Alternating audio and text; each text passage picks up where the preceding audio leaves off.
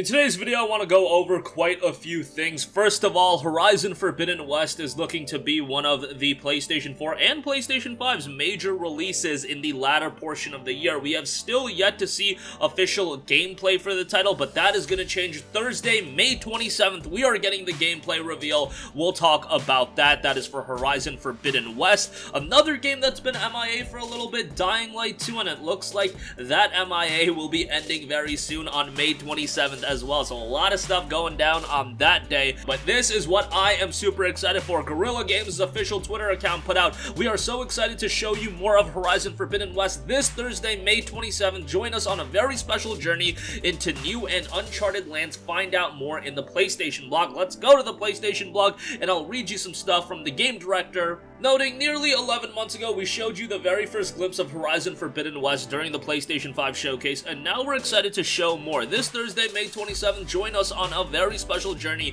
into new and uncharted lands, starting at 9 a.m. Pacific Time, 5 p.m. BST, 6 p.m. CEST. Please tune in at your leisure for a uniquely crafted countdown towards the main State of Play event, which will start at 2 p.m. Pacific Time. That's 5 p.m. Eastern, 10 p.m. BST, and 11 p.m. CEST. During the State of Play, we will debut Horizon Forbidden West gameplay reveal in a 20-minute exclusive segment. You'll be seeing about 14 minutes of brand new in-game action featuring our heroic protagonist Aloy, all captured directly on PlayStation 5. This reveal has been a true team effort, and we're very excited to show you what we have in store. Whether you've been with us and Aloy since Horizon Zero Dawn, or you're just getting to know this incredible world, we want to share this huge milestone with you and cannot wait to see your favorite moments and reactions. Again, you can join them on Twitch, YouTube, for the special State of Play pre-show, and at 2 p.m. Pacific Time, the official show is going to kick off. So, a lot to dissect here. Horizon Forbidden West, in my opinion, is the surefire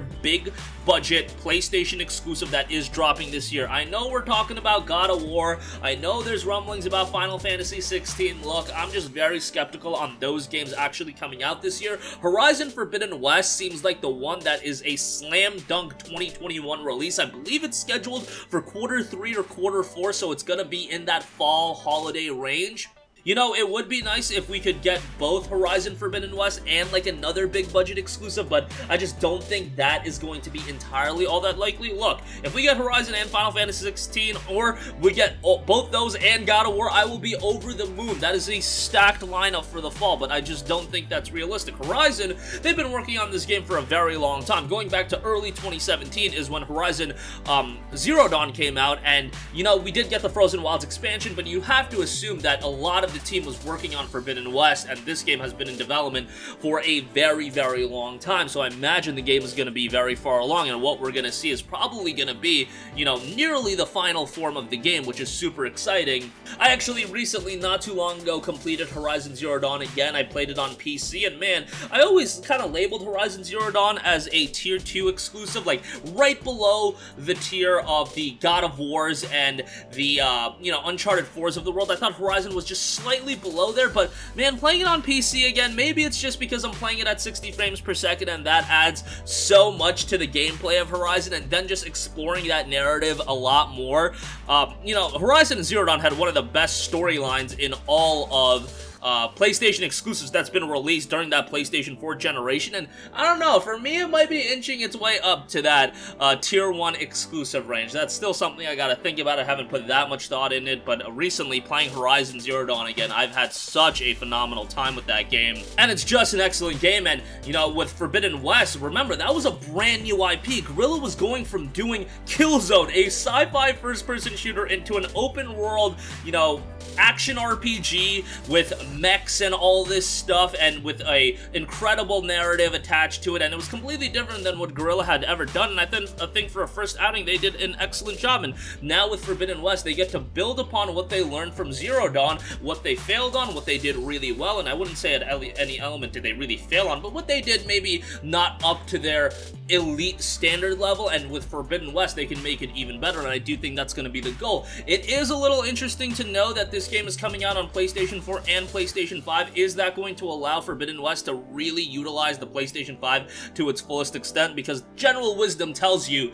that you're really taking advantage of the next generation consoles once you completely leave the previous generation behind, and I understand why they're putting it on the PlayStation 4. They made this decision even prior to PlayStation 5's not being available everywhere, but they knew that there was going to be a large amount of people not getting a PlayStation 5 right out of the gate, and, you know, that's been even more true with everything that's been going on.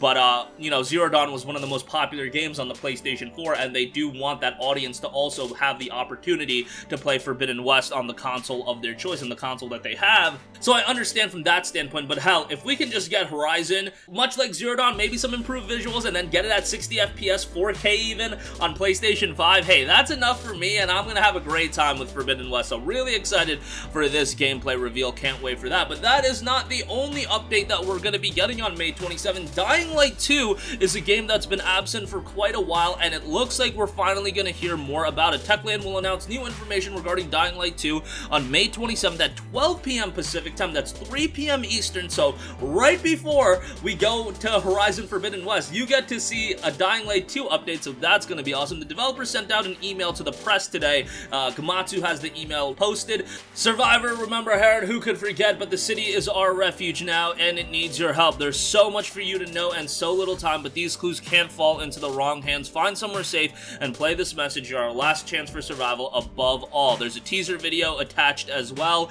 Dying Light 2 is one of those games, man, I have no idea what happened to it. I know there was some development issues and things like that, but hopefully it is progressing at a smooth rate, because remember, Dying Light, the original game, was one of those early games that really showcased what next generation platforms could do at the time, PlayStation 4 and Xbox One, and the game was really, really good. At this point, some people have forgotten about it because it came out all the way in like early 2015, so yeah, it's a little bit of an older game, but it was a fantastic title, and what we saw at a Dying Light 2 looked like it was going to take everything from Dying Light 1, but just up the ante quite a bit. Bigger map, a lot crazier zombies and things of that nature, and it looked to be shaping up really, really nicely. Then it just went a little bit MIA for a while, but it looks like it'll finally be coming out of the woodworks, and hopefully this is another game that we could hope for a fall 2021 release window, and we should be getting a lot of these release dates for the fall coming out over the next few weeks, really heading into E3. EA's doing their own thing, I know that. Game Fest, all that stuff is happening, and right now is where you're going to set the table for those games coming out in the fall, and, you know, the months of September, October, November, December. We already have a couple games scheduled for those months. We have, like, Tales of Arise scheduled for September and a couple of other titles, but, you know, right now, we don't know the majority of titles that are going to be coming out in those latter months of the year, and these next, you know, 3-4 weeks is really going to set the table for that. But that's going to wrap up this one. Definitely want to hear from you guys. What do you guys think? Are you excited for Horizon Forbidden West? What did you think about Zero Dawn? Do you think it's a Tier 1 PlayStation 4 exclusive? Let me know in the comments section down below. And Dying Light 2, we're going to get an update on that May 27, 12 p.m. Pacific time, 3 p.m. Eastern, 5 p.m. Eastern for Horizon, at 2 p.m. Pacific for Horizon. That's going to wrap up this one. Sound off with all of your thoughts in the comment section down below. Thank you for watching, and goodbye.